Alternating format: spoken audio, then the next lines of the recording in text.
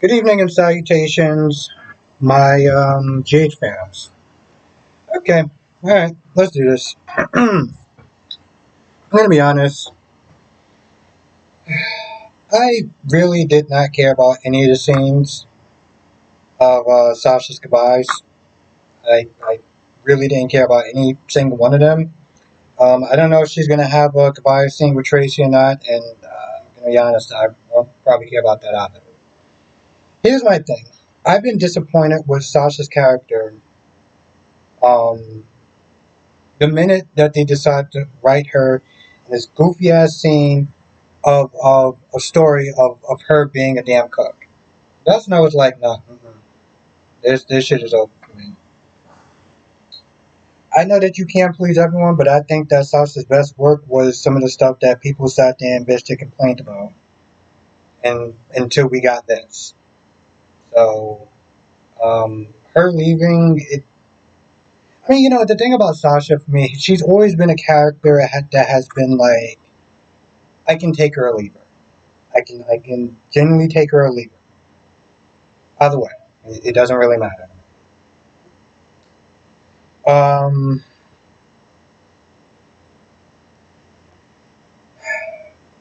this conversation with Kai and Portia. I'm gonna be honest. Part of me was like, bro, what? I mean, what was even the point of you going to Portia if you weren't gonna apologize for hurting Trina, for betraying y'all trust, you and Curtis's trust? What was the point of going there for? What was the point of that? Because all you pretty much did was like, yeah, listen, I made the decision that I thought was right, and I went with my gut feeling, and I didn't like what y'all were doing to Drew, and I felt like it was just going to be a backlash on Drew and Willow and Scout, and I couldn't do that. How did you think this conversation was going to go? You know? Because, on some level, Portia's like, listen, even if I can somehow get past that, because, let's be honest, he doesn't know all the facts. What she couldn't get past was him breaking his promise to Trina. That spark that took so long to get back that she had was gone because of you. Because of you and what you did. So, at this point, she pretty much is like, I don't really have much to say. And again, I just thought that there was just kind of not a dumb scene, but like, I don't know what he was thinking when he went over there. I don't know. Portia's day about to get a whole lot worse. See, Drew has been sitting there making these promises to Willow, and Willow's like, "Listen, I get what you're trying to do, but I can't take another promise that's just not going to go through. That's not going to fall through." But he pretty much just like, "No, I'm going to give Michael a taste of his own medicine. I'm going to make him look incompetent, weak, and essentially just a bad father." Now, ultimately, he does sit there and credit the idea to Portia. He talks about how he doesn't have a squeaky clean record, and you know, whatever. Now, Willow is not appalled by that idea because she's been sneaking around like a goddamn creep, messing around with Sasha's baby like a nut job. Because it's easier to do that than to take responsibility for our own actions of pretty much being led down the wrong path by a very duplicitous man. But yeah, Portia and her bad day is about to get worse. See, Drew comes over there and he sees Kai leaving. Portia's all like, "Oh, another victim. He's another victim of you know, your basudiness, right?"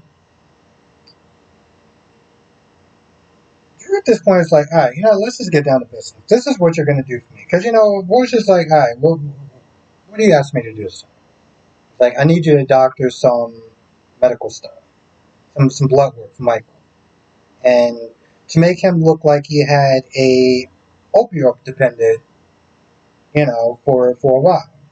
And I needed to be good. I mean, I needed to be real good, like court level passing good. It's like, I can't do that. I can't sit there and separate Michael from his kids. Like that's no, I can't do that. Well, the thing is, Portia, you not only can do that, but you're going to do that because if you don't do that, then you know what winds up happening. He pretty much takes the pit. He pretty much picks up the picture. He's like, "Look at this. Look at all this. Kiss it all goodbye." So I expect that to be done in a timely manner. And if it's not, well, you know what's going to happen. He walks out, he leaves. You know what? I don't feel bad for Portia. Okay? Not because I'm this heartless monster, but because at any point in time, Portia, you could just simply tell the truth. You can simply just stop all the torture, stop being blackmailed by this man. You don't like him? Stop it. Hell, you sit there and you confess, and you sit there and say, listen, Drew, he made me do this and stuff like that. That's just going to be another stain on his already, you know, shaky reputation as a congressman. But at the very least, you take back the power from him. You don't want to do that. So what do? You whine, you cry, you break stuff. Doesn't matter. You know how to end this. And that's why I don't feel bad for her. Because you can stop this right at any point in time that you want to. Now again, like I said, she makes her rounds, she makes her goodbyes to Danny, to Nina, and lets Michael hold the baby one more time before, they're out. Now, one of the things that Michael did sit there and say to Tracy is like, listen, I got the kids. I can literally just sit there and disappear. I can just do that. I can just do that. Now, Tracy's like, you won't do that because of Monica.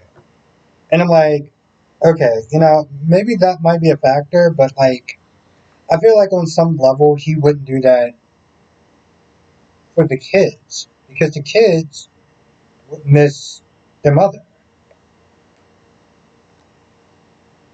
Now, right now, I'm not sitting there saying she's a good mother. That's.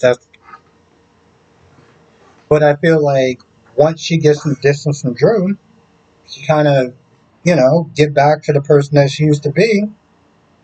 Yeah, and I feel like that's why he wouldn't want to leave.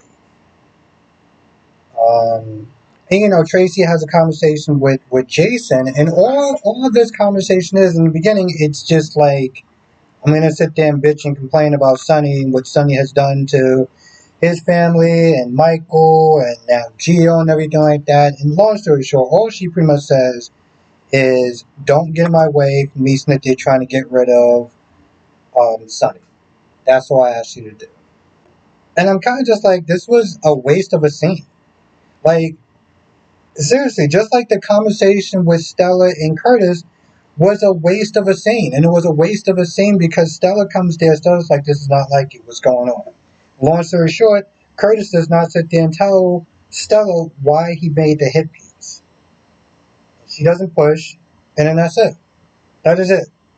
I just saved you a good 5 minutes or 7 minutes, or however long that unnecessarily unnecessary scene was. Um,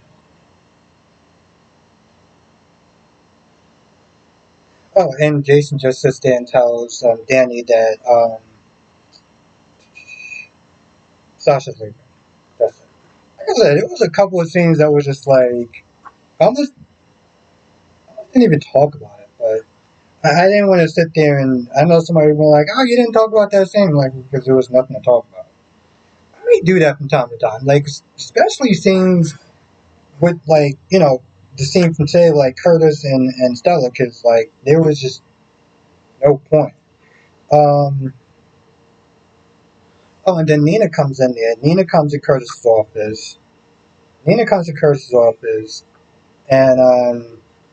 she's like, hey, listen, I want to help you with your hit piece on Sunny, and I can sit there and tell some stories about how I left, why I left, and just to really kind of paint Sunny in a bad light. And long story short, Curtis is like, yeah, I don't believe any of this. This is not like you. You still have fond memories of Sunny and stuff like that. You still like Sunny, and then Nina's like, okay, fine, whatever. I can't lie to you. And no, I'm not being blackmailed by Drew, but it's about somebody else. I think at that point, Curtis has an idea. I don't remember if he said it or not, but he seemed like he might have an idea. Um, and then, of course, Drew goes right back to Curtis. I mean, Drew goes right back to Willow and it's like, all right, this plan is set in motion. So don't worry about it. You'll get your kids back soon. And I'm just kind of like, here's the thing, though, Drew. This could really backfire bad, right? Because the courts already found Willow to be an unfit mother. If they find out that Michael is an unfit father, what do you think the third possibility could be?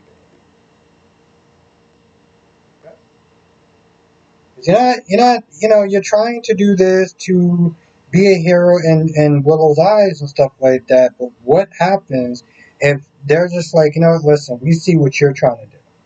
Okay, you're trying to win, you try to game the system by getting married and stuff, and you already was not an unfit fit mother. Then we find out that Michael has an opioid addiction. Oh no, no, no, no. On top of everything else, no. Now he's not going to get him. But don't worry, you're not going to get him out there because the foster care system is going to get them. What happens if that happens? Drew, did you think about that?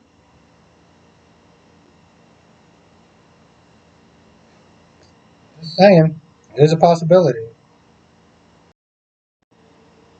And then there's a scene where Kai runs into Stella and tells Stella that him and Trina broke up because he did something to betray her trust, and that's the truth of the matter is he did, and that's something that he's gonna have to sit there and own.